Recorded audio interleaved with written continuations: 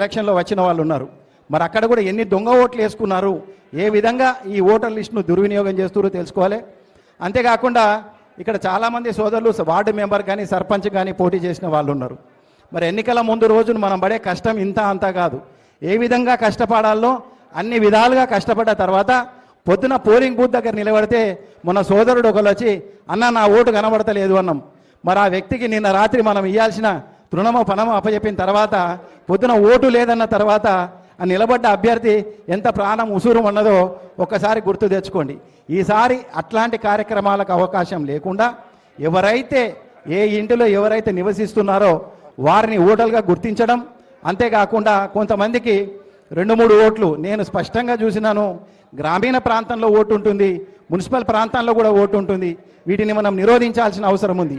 అయితే ఆ వ్యక్తికి గ్రామీణ ప్రాంతాల్లో ఉండడం ఇష్టమా లేదా పట్టణ ప్రాంతంలో ఉండడం ఇష్టమా చూసి వారిని ఒక్క చోటనే వారిని పరిమితం చేయాల్సిన అవసరం ఉంది. కాబట్టి ఆ విధంగా ఓటర్ నమోదు కార్యక్రమమే కాకుండా అడిషన్స్ డిలిషన్స్ను, ఎందుకంటే 18 సంవత్సరాలు నిన్న ప్రతి వ్యక్తికి జనవరి 1 నాడు ఓటు హక్కు నమోదు చేసుకునే హక్కు భారత రాజ్యాంగం కల్పిస్తుంది. ఆ విధంగా మనం చేస్తున్నాం. కానీ మన ఇంటిలో కొత్తగా వచ్చిన కోడళ్ళను కానీ మన పిల్లలు ఎవరైతే 18 సంవత్సరాలు దాటిన వాళ్ళు ఉన్నారు కానీ మనం ఊరంతా తిరుగుతాం ఓట్ల కొరకు, కానీ మన ఇంట్లో ఉన్న ఓట్లను ఎన్రోల్మెంట్ చేయడంలో కొంత అలసత్వం వహిస్తుంటాం. మరి తప్పకుండా అది 2-3% ఉంటుంది.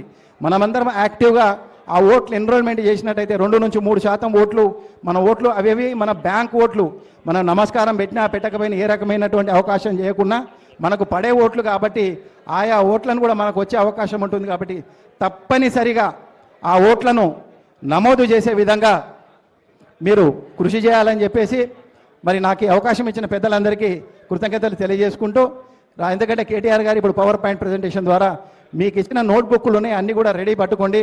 వారు చెప్పినటువంటి అమూల్యమైనటువంటి వివరాలను పొందుపరుచుకొని రేపు జూన్ 25 నుంచి మనం ప్రారంభించే సర్ కానీ సభ్యత నమోదులు కానీ ఆ మెలకువలతో పనిచేస్తే అయితే మనకు సౌకర్యంగా ఉంటుందని తెలియజేసుకుంటూ సెలవు తీసుకుంటున్నాను. జై తెలంగాణ, జై తెలంగాణ, జై కేసీఆర్, జై కేసీఆర్, జై కేటీఆర్, జై కేటీఆర్. ఇప్పుడు వేములవాడ నియోజకవర్గ ఇన్ఛార్జ్ పెద్దలు లక్ష్మీ నరసింహారావు గారిని వారి సందేశం ఇవ్వాల్సిందిగా కోరుతున్నాం. జై తెలంగాణ, జై తెలంగాణ. కేసీఆర్ గారి నాయకత్వం, కేటీఆర్ గారి నాయకత్వం. జై తెలంగాణ. సభకు నమస్కారం, సభకు నమస్కారం. ఈరోజు చాలా శుభదినం, ఎందుకంటే మళ్ళా పునర్ప్రారంభం, పార్టీ క్షేత్రస్థాయి నుండి ప్రారంభం చేయబోతా ఉన్నాం. ఎందుకంటే 260 బూతులు, 520 మంది మరి బూత్ ఏజెంట్లు, తద్వారా మళ్ళా ఆ గ్రామం నుండి వచ్చిన నాయకులందరికీ కూడా మరి వేములవాడ నియోజకవర్గ తరఫున స్వాగతం పలుకుతున్న మీ తరఫున కేటీఆర్ గారికి, జీవన్ రెడ్డి గారికి, ఉమ్మక్క గారికి, అరుణ గారికి, మరి అందరికీ మొత్తం మందికి మా ఆగే గారికి అందరు కూడా స్వాగతం పలుకుతా ఉన్నా. ఏంది దీని ముఖ్య ఉద్దేశం? మాకేమైనా కొత్తనా రాజకీయం, ఎలక్షన్లు కొత్తనా అని ఆలోచిస్తూ ఉండొచ్చు. చాలామంది చూస్తూ ఉంటాం, మేము చాలా సీనియర్లు అంటారు. పరిస్థితులు మారుతూ ఉన్నాయి. ఒకప్పుడు పేపర్లు రావాలంటే 2-3 రోజులు పడుతుండే, 2-3 రోజులు వెనక పేపర్లు వస్తుండే, రేడియోలో ఉంటుంది. ఈయన వచ్చిండ్రు మెల్లమెల్లగా బ్లాక్ అండ్ వైట్ టీవీలు, కలర్ టీవీలు, తర్వాత బోర్డులో గోడల మీద రాతల నుండి ప్రపంచవ్యాప్తంగా ఎక్కడేం జరిగినా కొన్ని క్షణాలలో అంటే సెకండ్లలో తెలిసే మరి పరిస్థితికి ఆ పరిస్థితికి ఇలా వచ్చినాం. వెనకటి ఎట్టి కాలం కాదు.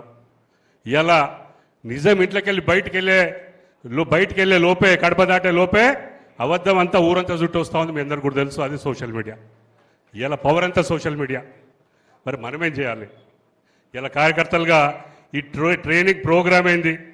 ఈ ట్రైనింగ్ ప్రోగ్రామ్ యొక్క ప్రత్యేకత ఏంటంటే ఇలా జరగబోయేది చాలా రాష్ట్రాల్లో చూస్తున్నాం. మరి సార్ అని మరి ఇంటెన్సివ్ రివిజన్ ఆఫ్ ఓటర్స్ ఏదైతే ఉందో దాని ద్వారా బీజేపీ మేము గెలవాలి, వేరే అందరు ప్రత్యర్థులు ఎవరు పవర్ఫుల్ ఉంటే వాళ్ళు ఓడిపోవాలి అనే ఒక దురుద్దేశంతో దీన్ని చేపట్టి మరి ప్రత్యర్థి పార్టీలు వాళ్ళందరి ఓట్లు తీసే ప్రక్రియలో వాళ్ళు ముందడుకు పోతాను. కొన్ని లక్షల ఓట్లు వివిధ రాష్ట్రాలలో మనం చూస్తూ ఉన్నాం. మరి మన రాష్ట్రంలో క్షేత్ర స్థాయిలో గౌరవనీయులు కేసీఆర్ స్థాపించి 14 సంవత్సరాలు సుదీర్ఘంగా కొట్లాడి తీసుకొచ్చిన తెలంగాణ ఇవాళ మన చేతిలో ఉంది, ప్రమాదంలో ఉంది. దాన్ని పోనిచ్చుకోవద్దనే మరి ఈ తపన ఎవరికి ఉంటుందంటే గులాబీ సైనికులకే ఉంటుంది. మీ అందరు కూడా తెలుసు. 14 సంవత్సరాలు సుదీర్ఘంగా పోరాడినారు. 10 సంవత్సరాలు ప్రజల ఆశీర్వాదంతోనే తెలంగాణ రాష్ట్రాన్ని మరి అభివృద్ధి, భారతదేశంలో ఎంతో అభివృద్ధి చేసిన ఈ రాష్ట్రాన్ని గత 2.5 సంవత్సరాలలో ఏం జరుగుతుందని మీరందరూ గమనిస్తూ ఉన్నారు. మొన్నొక్క ఆయన ఆంధ్ర ఉప ముఖ్యమంత్రి వచ్చి చెప్తా ఉన్నాడు, తెలంగాణని అయ్యా జాగిరా అంటుండు. 4 కోట్ల తెలంగాణ ప్రజల జాగిరని మన కార్యవర్గ అధ్యక్షులు పెద్దలు ఆల్రెడీ కేటీఆర్ గారు చెప్పలేదు, జరిగింది అని జవాబు ఇవ్వడం జరిగింది. కేసీఆర్ గారు ఉన్నన్ని రోజులు ఎవ్వరు కూడా కన్నెత్తి చూసి ధైర్యం చెయ్యని ఆ పరిస్థితుల నుండి ఇలా ప్రతి ఒక్కడు మళ్ళా గుంటలు నక్కాలుగా వచ్చి మళ్ళీ ఇలా ఉన్న ఈ ముఖ్యమంత్రి ఆయన ప్రియారిటీస్ వేరు, ఈ రాష్ట్రాన్ని మళ్ళీ దోసుకుందామో లేకపోతే శాసిస్తామని వస్తూ ఉన్నారు. మరి మనం అది కానిస్తామా అని మీకు అడుగుతా ఉన్నా. కానిస్తామా? కొట్లాడదామా? మరి కొట్లాడాలంటే ఏం కావాలంటే ఇలా మారిన పరిణామాలలో ఇలా మరి మన గౌరవ వర్కింగ్ ప్రెసిడెంట్ గారు వారు చెప్తా ఉంటారు, సార్ అంటే ఏంది, దాన్ని ఎట్లా ఎదుర్కోవాలని వారు చెప్తా ఉంటారు. పెద్దలు జీవన్ రెడ్డి గారు వారితో 25 సంవత్సరాలు కాంగ్రెస్ పార్టీలో నేను కూడా ఉండడం జరిగింది. మరి కాంగ్రెస్ పార్టీలో 41 సంవత్సరాలు ఉన్న తర్వాత కూడా ఇవాళ పరిస్థితి ఎట్లా ఉంది, మారింది. ఈ రాష్ట్రాన్ని మళ్ళీ మంచిగా చేసుకోవాలి, మళ్ళీ మరి సేఫ్ హ్యాండ్స్లో ఉండాలి, ఒక మంచి చేతులలో ఉండాలంటే కేసీఆర్ గారు మళ్ళీ ముఖ్యమంత్రి కావాలి, బీఆర్ఎస్ పార్టీ మళ్ళీ రావాలని వారు కూడా 41 సుదీర్ఘ మరి ప్రస్థానాన్ని ముగించుకొని ఇలా కేసీఆర్ దారిని వస్తుందని మరి పెద్దలు జీవన్ రెడ్డి గారు కూడా ఇలా మన బీఆర్ఎస్ పార్టీని బలోపేతం చేసే ప్రక్రియలో మనతోని నడుస్తామని వారి నాయకత్వంలో